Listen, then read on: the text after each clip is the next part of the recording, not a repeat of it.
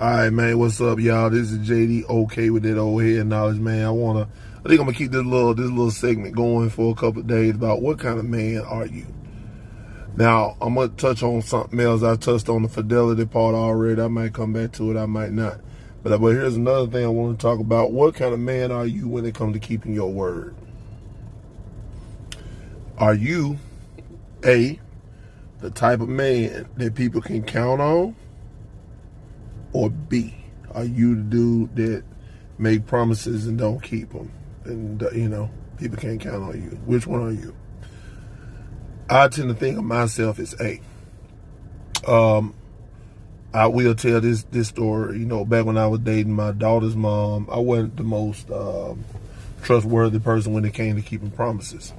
But that was that time. And then, when I had my daughter, that kind of changed my life in terms of keeping my promises and doing what I say I'm going to do when I say I'm going to do it.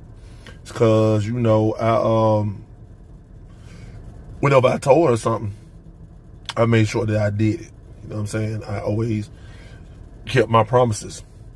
And now, today, when people ask me to do things or I'm obligated to do something or any of the above, I always go above and beyond and make sure that I'm where I'm supposed to be, do what I say I'm going to do, and to make sure those things are getting taken care of.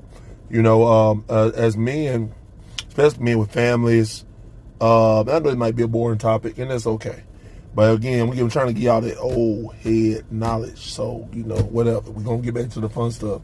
But at the end of the day, you have to be a man of your word. You have to be a man that people can count on and that people say, hey, that's a stand-up dude right there. If he say he's going to do something, he's going to do it, right?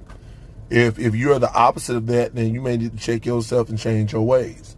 Because a good name is better to be valued. Give me 1 second, y'all. Copy on there, bro.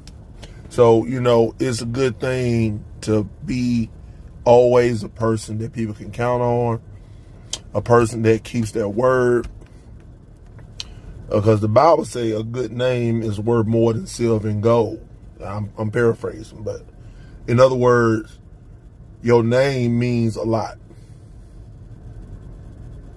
You can have all the money and be a dirtbag, or you could be a person with integrity and people can trust you. But that's just some that old head knowledge, man. Subscribe to the channel, y'all, to get them views up and leave some comments.